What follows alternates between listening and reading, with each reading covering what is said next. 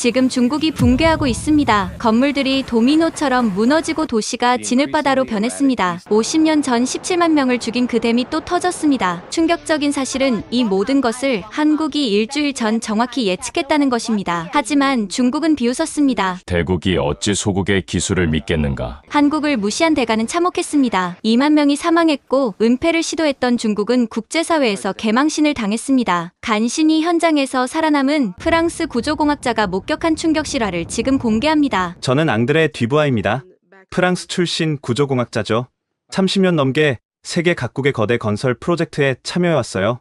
파리 에펠탑 보수, 밀로 대교 건설, 런던 샤드 빌딩, 두바이 부르즈 할리파, 제 손을 거친 건축물들입니다.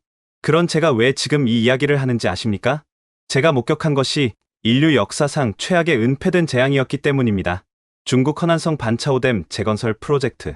1975년 17만 명을 삼킨 그 악몽의 댐을 최신 기술로 다시 짓는 역사적 프로젝트였죠. 베이징 공항에 도착한 순간부터 모든 것이 완벽해 보였습니다. 끝없이 펼쳐진 고속도로, 하늘을 찌르는 마천루들, 시속 350km의 고속철도 중국의 위용에 압도당했죠. 하지만 그것은 거대한 환상이었습니다. 정저우시 완메이 백화점 7층. 처음 이상 징후는 미세한 진동이었습니다. 프랑스 레스토랑의 샹들리에가 흔들렸죠. 30년간 수많은 건축물을 봐온 제 직감이 비명을 질렀습니다. 뭔가 크게 잘못되고 있었어요. 그때 천장에 균열이 시작됐습니다. 머리카락처럼 가는 실금이 거미줄처럼 퍼져나갔죠. 1초, 2초 시간이 느리게 흐르는 것 같았습니다. 그리고 폭발했습니다. 천장이 무너지며 한 테이블을 통째로 삼켰습니다. 젊은 커플이 콘크리트 더미에 묻혔죠. 비명과 먼지, 공포가 뒤섞였습니다. 사람들은 여전히 무슨 일인지 파악하지 못한 채 멍하니 서 있었어요. 중국의 체면, 문화가 그들의 생존 본능마저 마비시킨 것입니다. 7층 바닥 전체가 주저앉기 시작했습니다. 저는 본능적으로 기둥 옆으로 뛰어들었고 눈앞에서 한 여성이 바닥과 함께 아래로 사라지는 것을 봤습니다. 그녀의 마지막 비명이 지금도 악몽처럼 되살아납니다. 계단을 찾아 뛰어내렸습니다. 각 층이 도미노처럼 무너지고 있었어요. 6층, 5층, 4층 팬케이크처럼 납작하게 압축되고 있었습니다. 3층 계단참에서 쓰러진 노인을 발견했죠. 64세의 노체였지만 아드레날린이 폭발했습니다. 노인을 등에 업고 죽음의 계단을 뛰어내렸어요. 밖으로 나와 100m쯤 달렸을 때 뒤를 돌아봤습니다. 7층 건물이 단 2층 높이로 압축되어 있었습니다. 각 층이 30cm도 안 되게 뭉개져 있었어요. 수백 명이 그 안에. 하지만 악몽은 이제 시작이었습니다. 옆 건물인 25층 주상복합 아파트가 기울기 시작했습니다. 백화점 붕괴의 충격파가 집안을 파괴한 것입니다. 외벽에 거대한 X자 균열이 생겼죠. 전단 파괴. 건물이 가장 취약한 방식으로 무너지는 전조였습니다. 17층 발코니에 한 여성이 아이를 안고 있었습니다. 뛰어내릴 수도, 안에 머물 수도 없는 절망적 상황. 그녀의 눈과 마주친 순간 건물이 30도 기울더니 거대한 나무가 쓰러지듯 옆으로 붕괴했습니다. 후구구구궁. 25층 전체가 지면과 충돌했습니다. 도시를 뒤덮은 먼지구름 속에서 저는 깨달았습니다. 이것은 단순한 건물 붕괴가 아니었어요. 도로 곳곳에서 물이 폭발하듯 솟구쳤습니다. 맨홀 뚜껑이 하늘로 날아가고 그 구멍에서 흙탕물이 간헐천처럼 뿜어져 나왔죠. 아스팔트가 갈라지고 보도블록이 들썩였습니다. 지하 수위가 급상승했다는 것은 한 가지를 의미했습니다. 어딘가에서 상상할 수 없는 양의 물이 땅속으로 침투하고 있다는 것. 도시의 지반이 죽처럼 변하고 있다는 것. 30년 경력의 구조공학자로서 저는 알았습니다. 이것은 거대한 재앙의 서막이었다는 것을, 1975년의 악몽이 다시 시작되고 있었다는 것을. 그리고 며칠 후 저는 충격적인 사실을 알게 됩니다. 한국의 한 박사가 이 모든 것을 정확히 예측했다는 것을. 하지만 중국은 대국이 어찌 소국의 기술을 믿겠는가라며 무시했다는 것을. 그 오만함의 대가는 상상을 초월했습니다. 다음날 아침 반차오댐 재건설 현장 사무소에 출근했습니다. 어제의 건물 붕괴 사고가 머릿속을 떠나지 않았어요. 하지만 업무는 계속되어야 했죠. 사무실은 댐에서 15km 떨어진 임시 건물이었어요. 3층짜리 조립식 건물이었지만 내부는 최신 장비로 가득했죠. 창밖으로 보이는 반차오강 수위가 평소보다 확실히 높아 보였습니다. 강물 색도 흙탕물이 섞여 초콜릿 우유 같은 색이었어요. 사무실에 들어서자 동료들이 모여 웅성거리고 있었습니다. 어제 백화점 붕괴 사고가 뉴스에 대서특필되었던 모양이에요. 하지만 중국 언론은 노후 건물의 구조적 결함이라고만 보도하고 있었죠. 뒤부하 박사, 어제 그 현장에 계셨다면서요? 일본에서 온 다나카 엔지니어가 물었어요. 그는 도쿄대학 출신으로 일본댐 안전관리의 권위자였죠. 네, 끔찍했습니다. 건물이 순식간에 무너졌어요. 최소 200명은 매몰된 것 같았습니다. 쯧쯧, 안타까운 일이네요. 독일에서 온 밀러 박사가 고개를 저었습니다. 하지만 중국 건설업계의 고질병이죠. 속도에만 치중하다 보니 동료들과 커피를 마시며 이야기를 나누던 중 컴퓨터 화면에 이메일 알림이 떴어요. 발신자를 보니 낯선 이름이었습니다. 김혜원 박사, 서울대 수문학과 교수라고 소개되어 있었죠. 현재 한국 K워터 수석연구원이라는 직함도 있었어요. 이메일 제목이 심상치 않았습니다. 중국 반차오댐 긴급 상황 경고 즉시 확인 요망. 저는 처음엔 스팸 메일이려니 생각했어요. 요즘 이상한 메일이 하도 많아서요. 나이지리아 왕자가 유산을 준다는 메일도 받아본 적 있으니까요. 하지만 내용을 자세히 보니 달랐습니다. 제 이름을 정확히 적고 있었고 반차오댐 프로젝트 참여 사실도 알고 있었어요. 심지어 제가 어제 정저우시에 있었다는 것까지 언급하고 있었죠. 호기심이 생겨 메일을 열어봤습니다. 안녕하십니까, 뒤부하 박사님. 저는 한국국가수자원관리종합정보시스템인 와미스를 운영하는 김혜원입니다. 최근 중국 허난성 일대의 기상 및 수문 데이터를 분석한 결과 매우 우려스러운 상황이 발견되어 긴급히 연락드립니다. 첨부된 자료를 보시면 위성 데이터와 AI 분석을 통해 도출된 결과가 있습니다. 현재 진행 중인 태풍 사오라와 하이쿠이가 후지와라 효과로 인해 예상치 못한 경로로 이동하고 있으며 이로 인해 허난성 일대의 기록적인 폭우가 예상됩니다. 첫 문장부터 전문적이면서도 긴급함이 느껴졌어요. 한국 사람이 왜 중국 댐을 걱정하는 거지? 하지만 계속 읽어 내려갔죠. 메일에는 복잡한 그래프와 데이터가 첨부되어 있었습니다. 와미스라는 시스템의 분석 결과라고 했어요. 처음 들어보는 시스템이었죠. 인터페이스는 한글과 영어가 섞여 있었지만 그래프와 수치는 범용 언어였습니다. 누가 봐도 이해할 수 있게 정리되어 있었어요. 현재 태풍 사오라와 하이쿠이의 동시 북상으로 인해 향후 5일 내 허난성 일대 강우량이 1200mm를 초과할 것으로 예측됩니다. 특히 반차오댐의 경우 현재 수위와 예상 유입량을 고려할 때 임계 수위 도달 가능성이 85%에 달합니다. 85% 이건 농담할 수치가 아니었어요.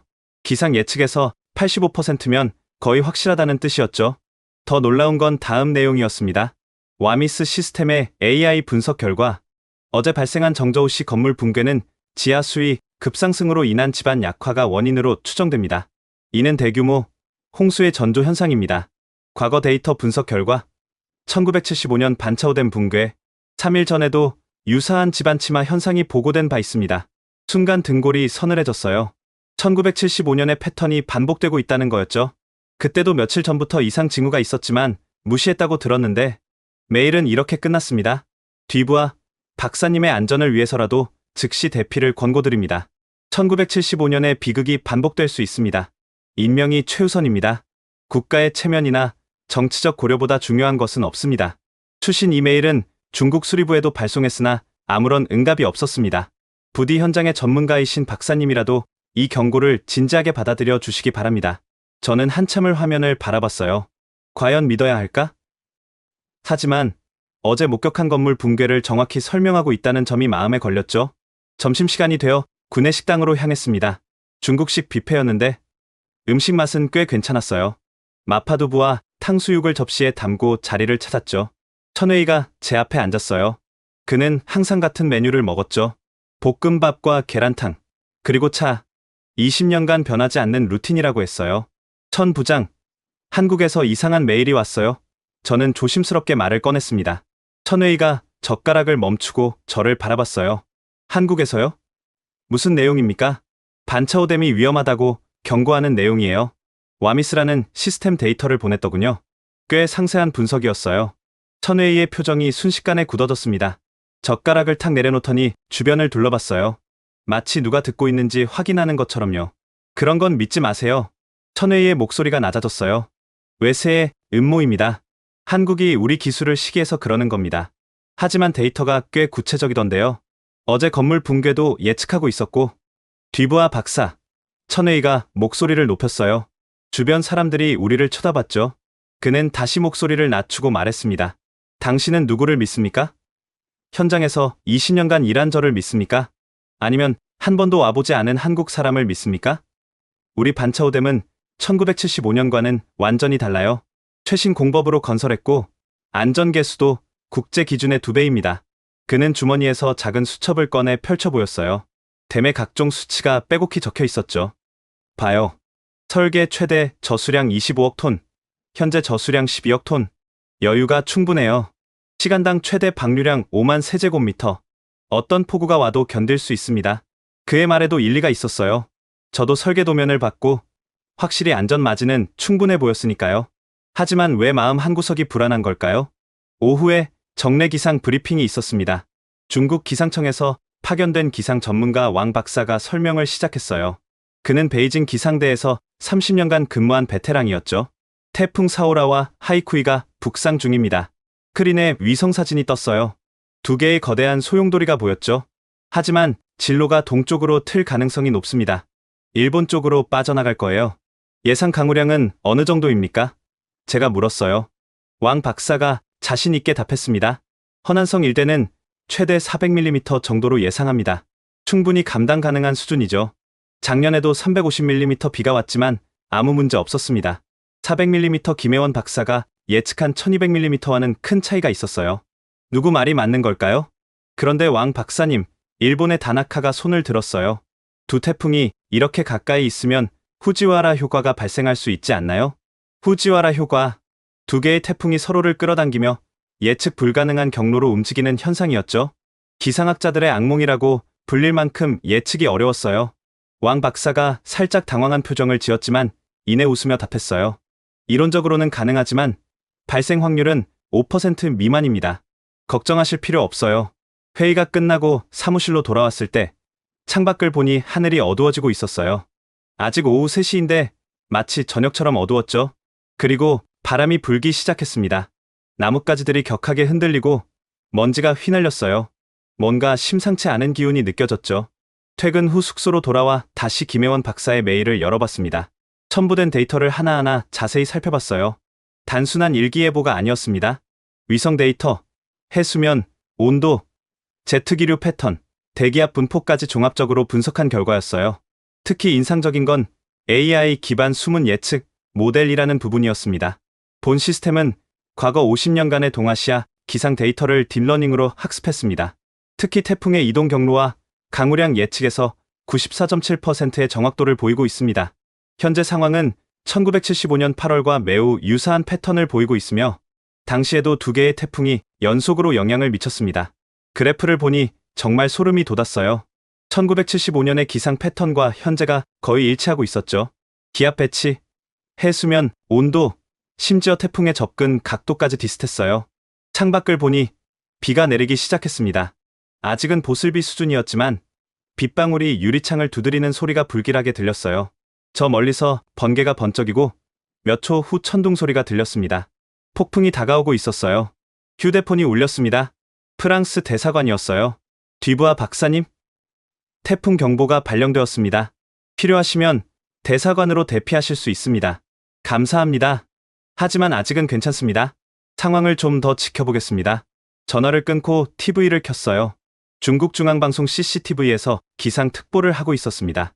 태풍 사오라가 예상보다 빠르게 북상하고 있습니다. 하지만 시민 여러분은 걱정하지 마십시오. 정부가 완벽하게 대비하고 있습니다. 완벽하게 대비한다 과연 그럴까요? 밤 10시경 비바람이 더욱 거세졌습니다. 호텔 창문이 덜덜 떨릴 정도였어요.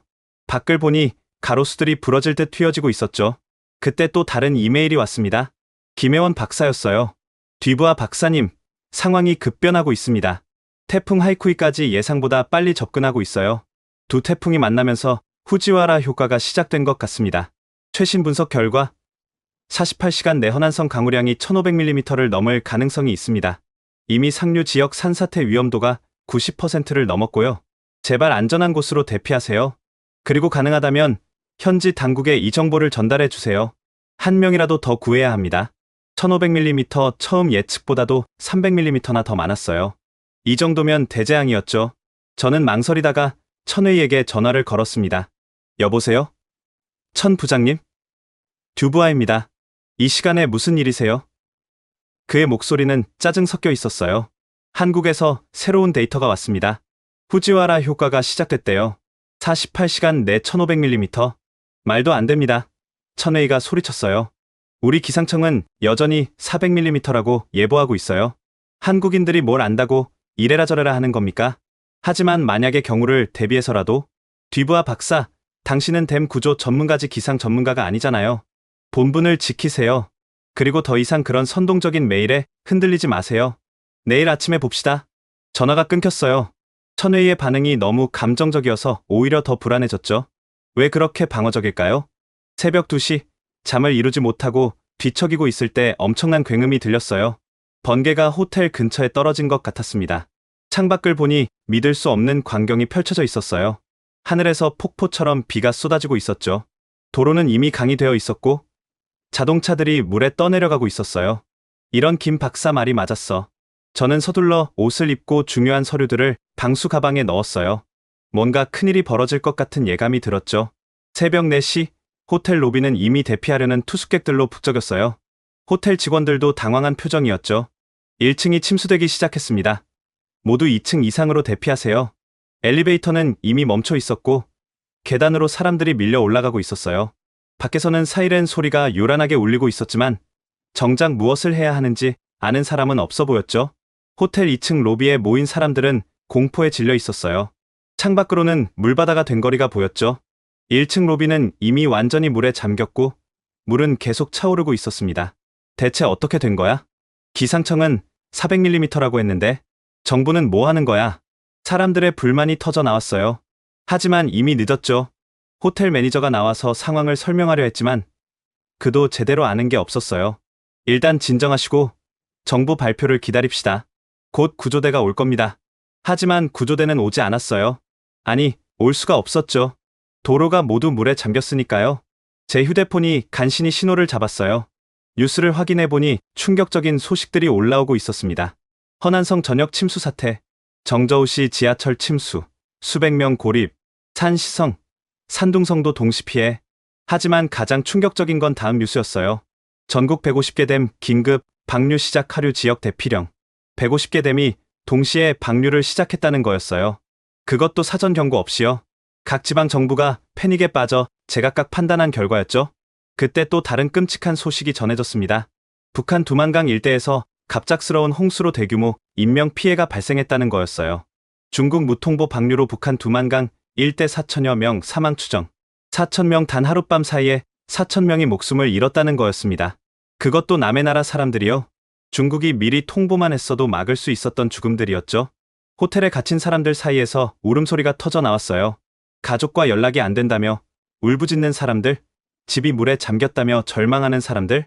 저는 가까스로 프로젝트 본부와 연락이 닿았어요. 천웨이의 목소리는 완전히 달라져 있었죠.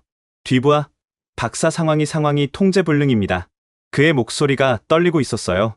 무슨 일이 벌어진 겁니까? 반차오댐 수위가 이미 경계선을 넘었어요. 상류에서 엄청난 양의 물과 토사가 밀려오고 있습니다. 배수로가 막히기 시작했어요. 1975년과 똑같은 상황이었죠. 산사태로 인한 토사가 댐의 배수 능력을 마비시키는 거였어요. 당장 하류 주민들을 대피시켜야 합니다. 제가 소리쳤어요. 이미 명령을 기다리고 있어요. 하지만 베이징에서 아직 결정을 못 내리고 있어요. 혼란을 우려한다면서. 미쳤어요? 사람이 먼저 아닙니까? 천웨이의 다음 말은 더욱 충격적이었어요. 그리고 김혜원 박사 말이 다 맞았어요. 우리가 틀렸습니다. 자존심 때문에, 체면 때문에. 전화가 끊겼어요.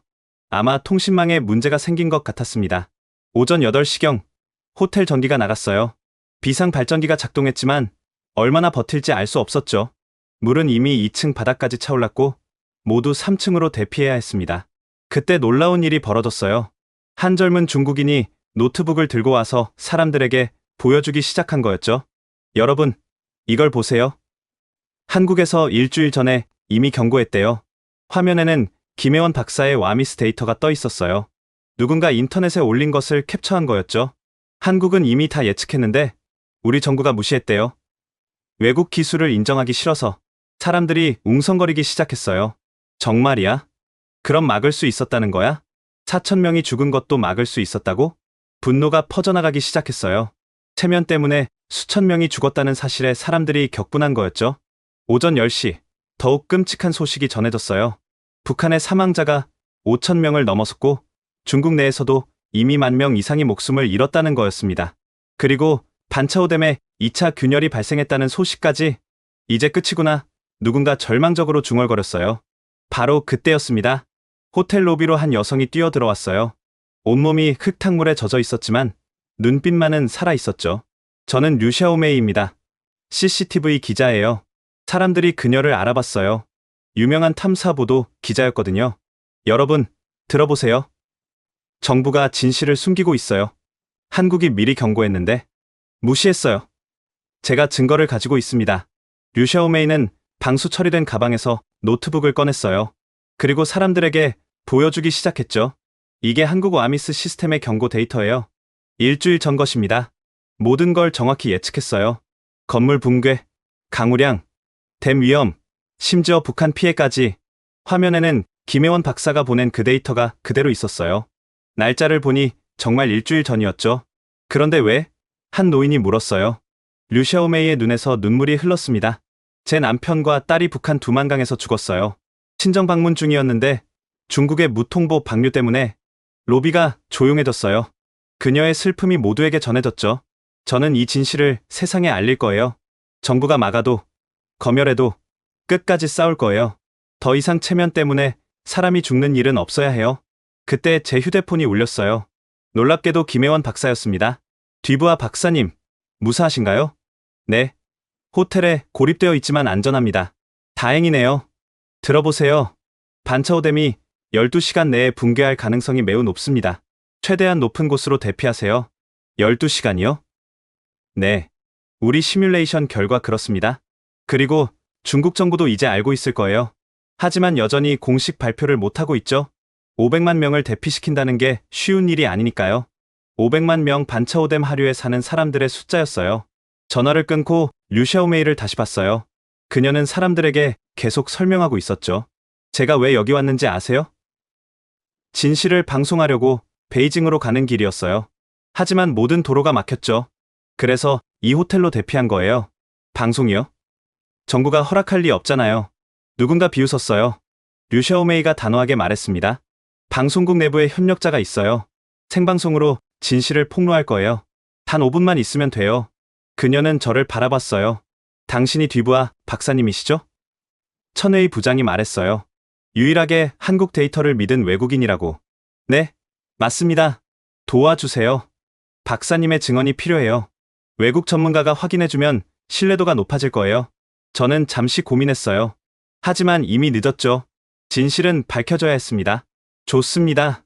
제가 아는 모든 걸 말하겠습니다. 류샤오메이는 가방에서 또 다른 것을 꺼냈어요. 작은 캠코더였죠. 일단 여기서 촬영합시다. 나중에 방송국에 가지 못하더라도 인터넷에라도 올릴 수 있게요. 우리는 호텔 구석에서 즉석 인터뷰를 시작했어요. 주변 사람들이 모여들었죠. 뒤부하 박사님, 한국의 경고를 언제 처음 받으셨나요? 5일 전입니다. 김혜원 박사라는 분이 이메일을 보냈어요. 와미스 시스템의 분석 결과였죠. 어떤 내용이었나요? 태풍으로 인한 대규모 홍수 예측이었어요. 특히 반차오댐의 위험성을 경고했죠.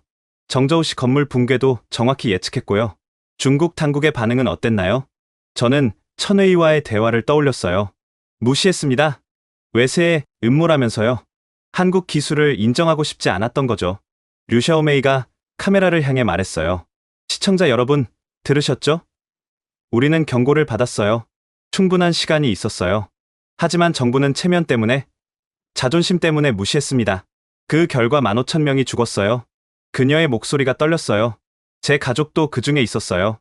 8살 딸 아이가 물에 휩쓸려 촬영을 잠시 중단해야 했어요. 류샤오메이가 흐느끼고 있었거든요. 주변 사람들도 함께 울었죠. 다들 가족을 잃었거나 생사를 모르는 상황이었으니까요. 잠시 후 그녀는 눈물을 닦고 다시 카메라 앞에 섰어요. 저는 포기하지 않을 거예요. 이 진실을 온 세상에 알릴 거예요. 더 이상 거짓말에 속아 죽는 사람이 없도록. 그때 호텔이 크게 흔들렸어요. 지진이 아니었어요.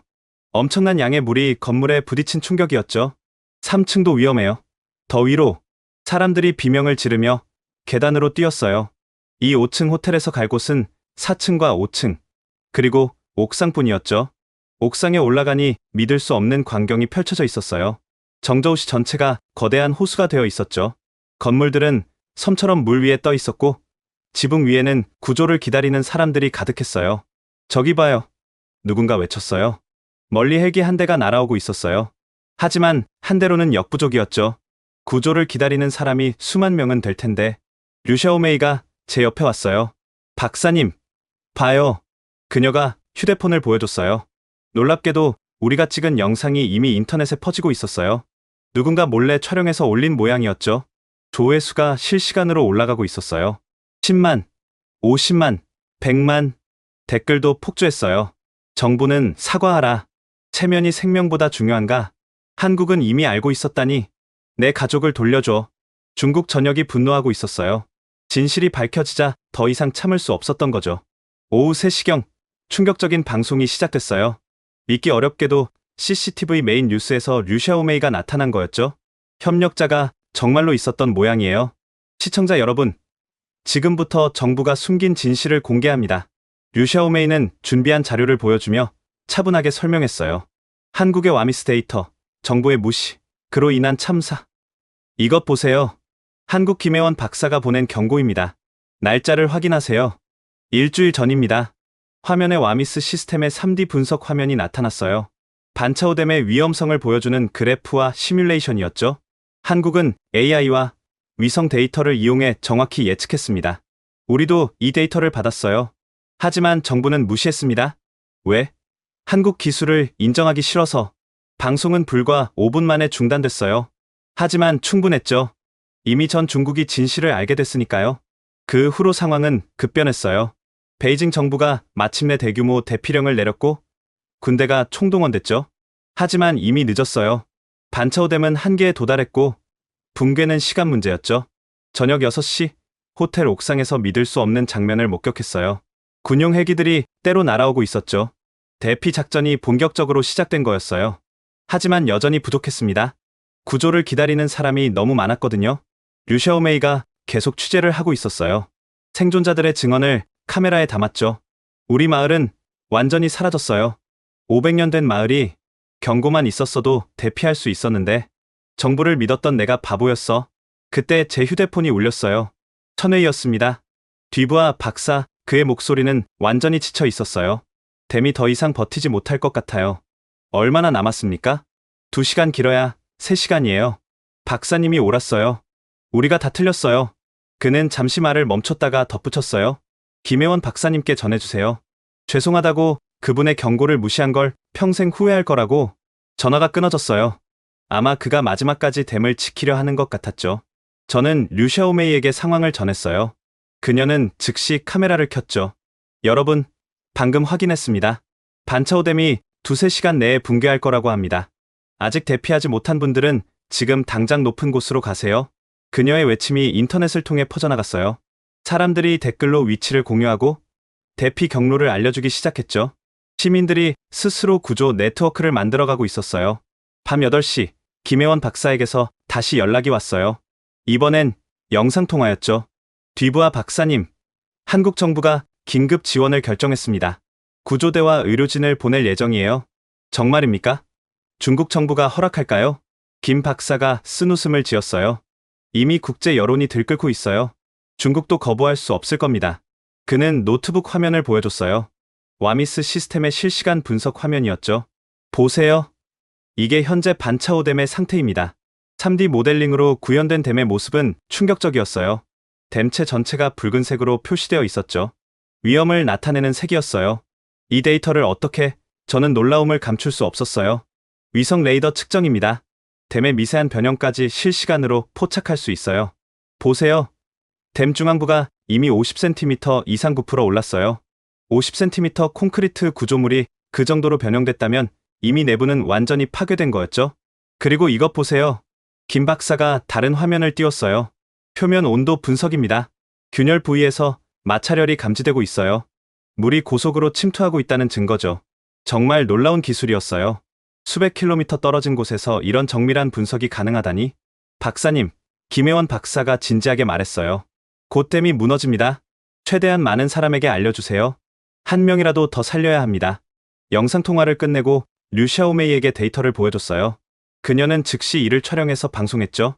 여러분, 한국 와미스 시스템의 실시간 분석입니다. 반차오댐이 곧 무너집니다. 믿어주세요. 제발 대피하세요. 그때 멀리서 굉음이 들렸어요. 천둥 소리 같기도 했지만 뭔가 달랐죠. 땅이 미세하게 진동하는 게 느껴졌어요. 시작됐어. 누군가 공포에 질린 목소리로 중얼거렸어요. 밤 9시 47분. 반차오댐이 무너지기 시작했습니다. 처음엔 작은 구멍에서 물이 새어나오더니 순식간에 거대한 균열로 확대됐죠.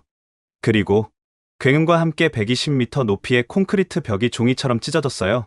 20억 톤의 물이 일순간에 쏟아져 나왔죠. 오마이갓, 프랑스어도 중국어도 아닌 영어가 저절로 나왔어요. 멀리서 보이는 물벽은 마치 거대한 쓰나미 같았어요. 10층 건물 높이의 물이 시속 100km로 돌진하고 있었죠. 앞에 있는 모든 것을 집어삼키면서요. 사람들이 비명을 질렀어요. 일부는 기도를 하고 일부는 가족 이름을 부르짖었죠. 호텔 옥상은 지옥도가 됐어요. 하지만 다행히 우리가 있는 곳까지는 물이 도달하지 않았어요. 정저우 씨가 반차오댐에서 꽤 떨어져 있었고 이미 도시 전체가 물에 잠겨 있어서 추가 수위 상승은 2, 3m에 그쳤죠. 하지만 댐 아래 마을들은 30만 명이 살던 지역이에요. 류 샤오메이가 카메라를 내려놓고 흐느꼈어요. 다 끝났어요. 다음날 아침, 구조 헬기가 우리를 안전한 곳으로 대피시켰어요. 임시 대피소에 도착하니 수많은 생존자들이 있었죠. 다들 넋이 나간 표정이었어요. TV에서는 속보가 계속 나오고 있었어요. 반차오댐 붕괴로 최소 10만 명 실종, 중국 정부 초기 대응 실패 인정, 국제사회 중국의 긴급 구호 물자 지원. 하지만 가장 충격적인 뉴스는 따로 있었어요. 한국 와미스 시스템 재난을 정확히 예측했다. CNN, BBC, NHK 등 전 세계 언론이 일제히 한국의 기술력을 조명하기 시작했죠.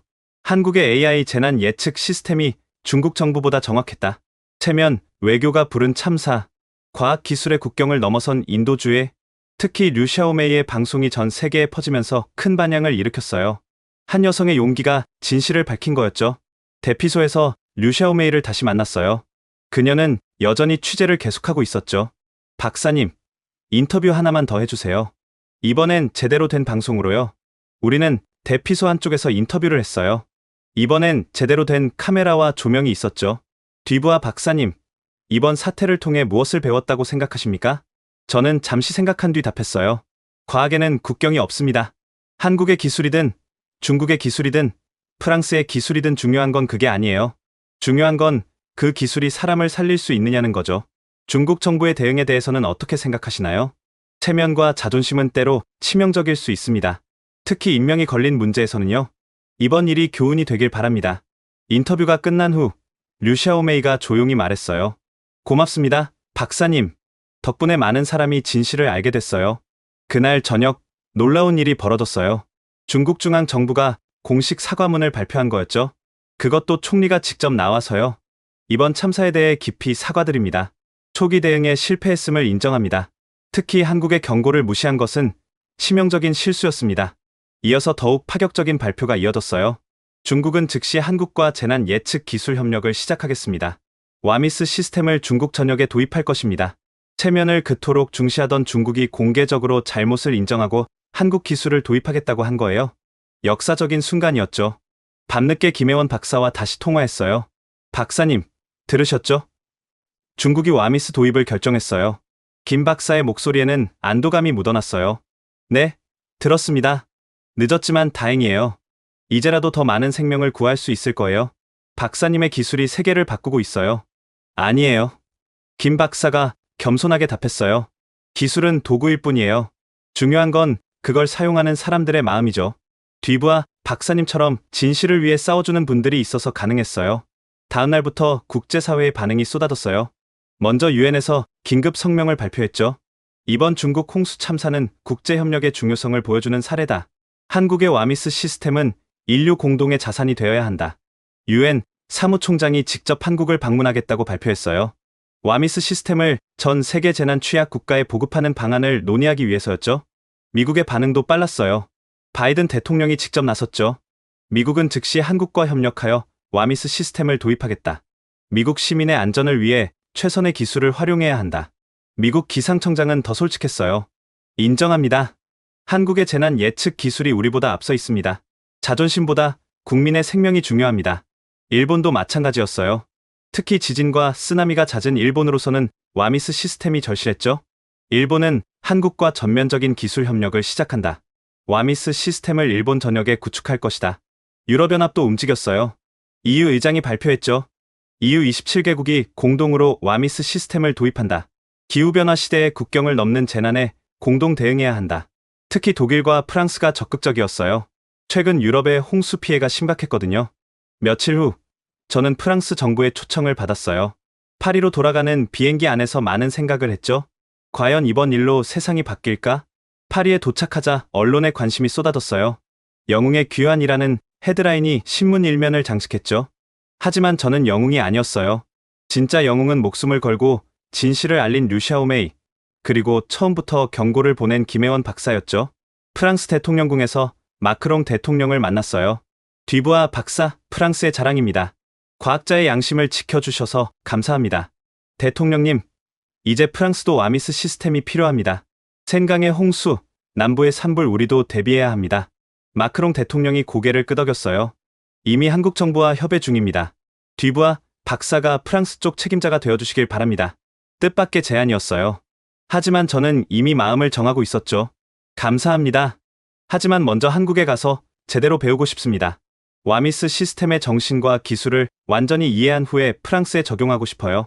일주일 후, 저는 다시 비행기에 올랐어요. 이번엔 서울행이었죠. 인천공항에 도착했을 때 김혜원 박사가 직접 마중을 나와 있었어요. 듀부아 박사님, 한국에 오신 걸 환영합니다. 김 박사님, 드디어 직접 뵀네요. 그동안 정말 감사했습니다. 우리는 따뜻하게 악수를 나눴어요. 처음 만나는 사이였지만 이미 오랜 동료 같은 느낌이었죠. 공항에서 나오니 한국 기자들이 기다리고 있었어요. 하지만 김 박사가 정중히 거절했죠. 박사님이 피곤하실 거예요. 인터뷰는 나중에 하시죠. 서울로 가는 차 안에서 김 박사는 최근 상황을 설명해줬어요. 중국에서 큰 변화가 일어나고 있어요. 천웨이 부장 아시죠? 그분이 살아서 한국에 왔어요. 천웨이가요? 저는 놀랐어요. 댐을 지키다가 희생된 줄 알았는데. 네. 가까스로 구조됐대요. 모든 직책에서 해임된 후 한국에 와서 처음부터 배우고 있어요. 늦었지만 제대로 배우고 싶다고 하더군요. 천웨이의 변화가 놀라웠어요. 자존심 강하던 그가 모든 걸 내려놓고 다시 시작한다니. 그리고 류샤오메이 기자도 한국에 있어요. 중국에서는 더 이상 활동할 수 없어서 망명했죠. 지금은 한국 언론사에서 특파원으로 일하고 있어요. 류샤오메이, 그녀의 용기가 모든 걸 바꾼 거였죠. 다음날 K워터 본사를 방문했어요. 건물은 그리 크지 않았지만 내부는 최첨단 기술로 가득했죠. 여기가 와미스 중앙 통제실입니다. 거대한 스크린에 한국 전역의 수계 지도가 펼쳐져 있었어요. 수백 개의 센서에서 실시간으로 데이터가 들어오고 있었죠. 매초 수백만 개의 데이터를 처리합니다. AI가 패턴을 분석하고 이상 징후를 포착하죠. 정말 인상적이었어요. 하지만 더 놀라운 건 시스템을 운영하는 사람들이었죠. 우리 팀은 20명입니다. 기상학자, 수문학자, AI 전문가, 그리고 현장 경험이 풍부한 실무자들이죠. 20명이 한국 전체를 모니터링한다. 효율성이 놀라웠어요. 점심시간에 특별한 손님들을 만났어요. 천웨이와 류샤오메이였죠. 천웨이는 완전히 다른 사람이 되어 있었어요. 정장 대신 캐주얼한 옷차림, 권위적이던 표정 대신 겸손한 미소. 듀부아 박사님, 다시 뵙게 되어 기쁩니다. 그리고 죄송합니다. 제가 당신의 경고를 무시했죠. 지나간 일입니다. 중요한 건 앞으로예요. 류샤오메이도 많이 밝아져 있었어요. 박사님 덕분에 많은 게 바뀌었어요. 이제 중국도 변하고 있어요. 젊은 세대를 중심으로 투명성과 과학적 접근을 요구하는 목소리가 커지고 있죠. 우리는 함께 한국 음식을 먹으며 미래를 이야기했어요. 국적은 달라도 같은 꿈을 꾸고 있었죠. 더 이상 재난으로 죽는 사람이 없는 세상. 오후에는 와미스 시스템 교육이 시작됐어요. 놀랍게도 수강생이 수십 명이었죠. 미국, 일본, 독일, 인도, 브라질 전 세계에서 온 전문가들이었어요. 와미스의 핵심은 기술이 아닙니다. 김 박사가 강의를 시작했어요. 핵심은 철학이에요. 생명 우선, 투명성, 그리고 협력. 그는 계속 설명했어요. 데이터는 공개되어야 합니다.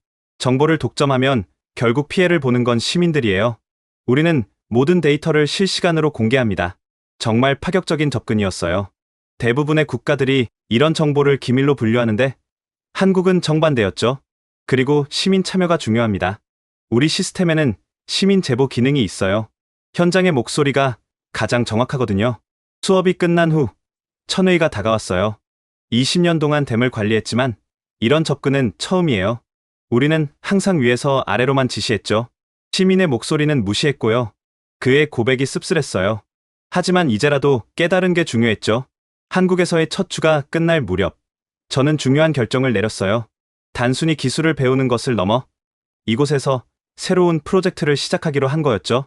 김 박사님, 제안이 있습니다. 유럽형 와미스를 함께 개발하면 어떨까요? 김 박사의 눈이 빛났어요. 좋은 생각입니다. 유럽은 또 다른 도전이죠. 여러 국가가 하천을 공유하고 있으니까요. 우리는 즉시 프로젝트 팀을 구성했어요. 한국, 프랑스, 독일, 네덜란드의 전문가들이 모였죠. 천회의도 팀에 합류했어요. 그의 중국 경험이 도움이 될 거였거든요. 라인강 프로젝트부터 시작합시다. 제가 제안했어요. 스위스에서 시작해 네덜란드까지 6개국을 통과하는 강이죠. 팀원들이 열정적으로 토론했어요. 각국의 법규, 데이터 공유 문제, 언어 장벽, 해결해야 할 과제가 많았지만 모두가 의욕적이었죠. 프로젝트가 진행되면서 놀라운 일이 벌어졌어요. EU가 공식적으로 지원을 결정한 거였죠. 예산뿐만 아니라 정치적 지원까지 약속했어요. 기후변화 시대의 새로운 협력 모델이 될 것이다. EU 의장의 말이었죠. 한 달 후 첫 번째 성과가 나왔어요. 라인강 상류 스위스 구간에 센서 100개를 설치한 거였죠. 실시간으로 데이터가 들어오기 시작했어요. 이제 시작이에요. 김 박사가 미소 지었어요. 1년 안에 라인강 전체를 커버할 겁니다. 그날 저녁 축하 파티가 있었어요. 각국에서 온 팀원들이 자국 음식을 준비했죠. 한국의 김치, 프랑스의 와인, 독일의 맥주, 중국의 만두. 이게 진정한 국제협력이죠. 류샤오메이가 건배를 제의했어요. 국경을 넘어 생명을 위해 모두가 잔을 들었어요. 국적도 언어도 달랐지만 같은 목표를 향해 나아가고 있었죠. 파티 중에 뉴스가 나왔어요. 중국 정부가 와미스 시스템 도입 1단계를 완료했다는 소식이었죠. 베이징과 상하이에 이어 10개 주요 도시의 시스템이 구축됐다고 했어요. 변화가 시작됐네요. 천회의가 감격스럽게 말했어요. 늦었지만 이제라도 그리고 이제야 알았어요. 우리 만주족과 한국인은 같은 조상을 두고 있다는 거요. 어떻게요? 제가 물었어요. 단군왕검과 고구려, 우리 만주족도 그 역사를 공유하고 있어요. 국경으로 나뉘었지만 결국 한 뿌리였던 거죠. 이제 기술로 다시 하나가 되는 거예요. 그때 김 박사의 휴대폰이 울렸어요. 잠시 통화를 하더니 밝은 표정으로 돌아왔죠.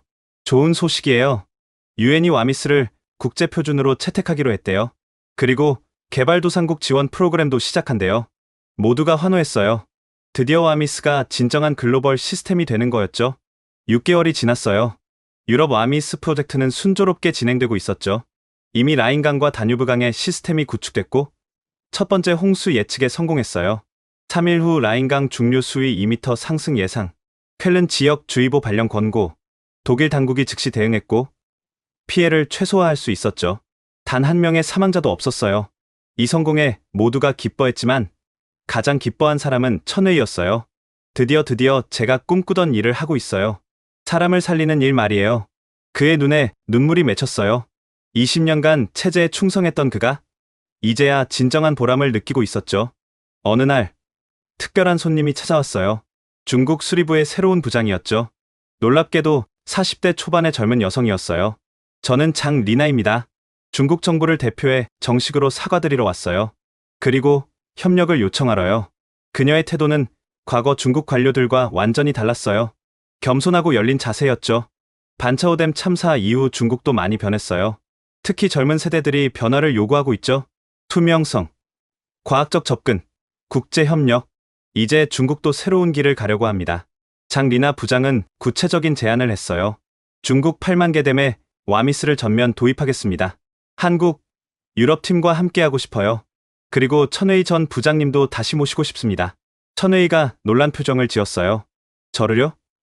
하지만 전 실패한 사람. 아니에요. 장 리나가 단호하게 말했어요. 당신은 가장 먼저 잘못을 인정하고 새로 배우기 시작한 분이에요. 그런 용기가 필요합니다. 결국 천웨이는 중국 와미스 프로젝트의 고문으로 합류하기로 했어요. 실패를 딛고 일어선 그의 경험이 소중했으니까요. 프로젝트는 계속 확대됐어요. 아프리카 팀이 만들어졌고 남미 팀도 구성됐죠. 전 세계가 하나의 네트워크로 연결되기 시작했어요. 1년 후 제네바에서 역사적인 행사가 열렸어요.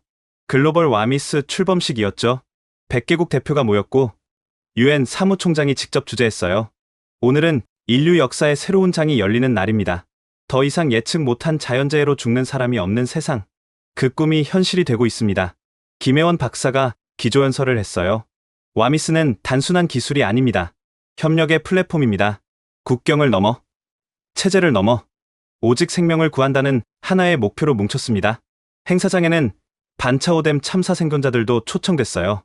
그들의 증언이 이어졌죠. 와미스가 있었다면 제 가족이 살았을 거예요.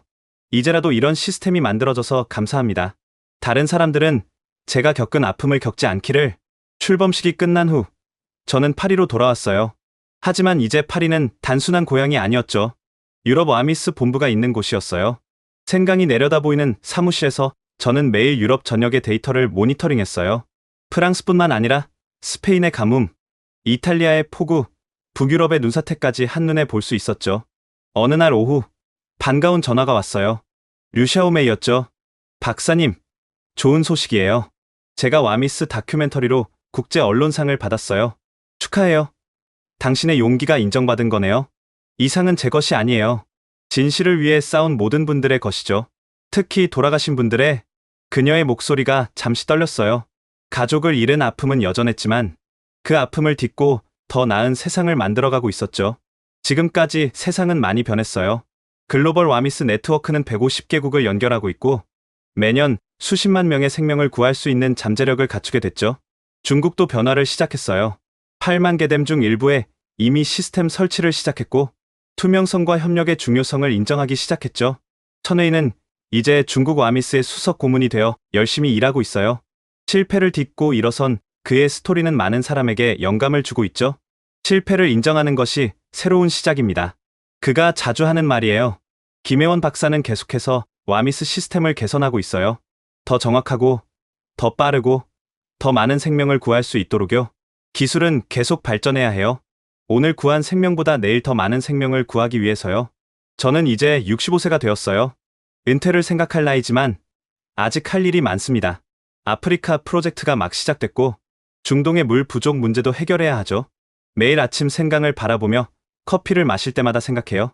그날 정저우 호텔 옥상에서 느꼈던 공포와 절망. 하지만 그 절망이 희망으로 바뀌었죠. 기술은 차갑지만 그것을 사용하는 사람의 마음은 따뜻할 수 있다는 것. 국경과 체제를 넘어 협력할 수 있다는 것. 그리고 무엇보다 한 사람의 용기가 세상을 바꿀 수 있다는 것을 배웠어요. 오늘도 와미스 시스템은 조용히 작동하고 있어요. 전 세계 곳곳에서 데이터를 수집하고 분석하고 경고를 보내죠. 대부분의 사람들은 이 시스템의 존재조차 모릅니다. 하지만 그들이 안전하게 잠들 수 있는 건 와미스가 24시간 깨어 있기 때문이죠. 제 책상 위에는 사진 한 장이 있어요. 김혜원 박사, 천웨이, 류샤오메이, 그리고 저. 서울에서 찍은 사진이죠. 국적도, 과거도 다르지만 같은 꿈을 꾸는 동료들. 기술이 사람을 살린다. 김 박사가 늘 하는 말이 이제는 제 신념이 되었어요. 앞으로도 계속 이 길을 걸어갈 겁니다. 더 많은 생명을 구하기 위해, 더 안전한 세상을 만들기 위해. 창밖을 보니 생강이 평화롭게 흐르고 있어요. 하지만 저는 압니다. 언제든 이 평화로운 강이 위협이 될 수 있다는 걸. 그래서 우리가 여기 있는 거죠. 조용히. 하지만 확실하게 생명을 지키기 위해. 이것이 제 이야기입니다. 한 과학자가 목격한 재앙과 희망의 기록, 그리고 여전히 진행 중인 변화의 이야기죠. 감사합니다. 지금까지 앙드레 듀부아 박사의 놀라운 증언 어떠셨나요? 중국의 은폐된 재앙 속에서 한국의 기술이 어떻게 수만 명의 생명을 구할 수 있는 가능성을 보여줬는지 그 감동적인 이야기였습니다. 기술의 진정한 가치는 사람을 살리는 데 있다는 교훈을 다시 한번 되새기게 됩니다. 한국의 와미스 시스템이 전 세계로 퍼져 더 많은 생명을 구하길 바라며 이 영상을 공유해주세요. 좋아요와 구독도 부탁드립니다. 다음에도 더 감동적인 이야기로 찾아뵙겠습니다. 지금까지 감동편지함이었습니다. 감사합니다.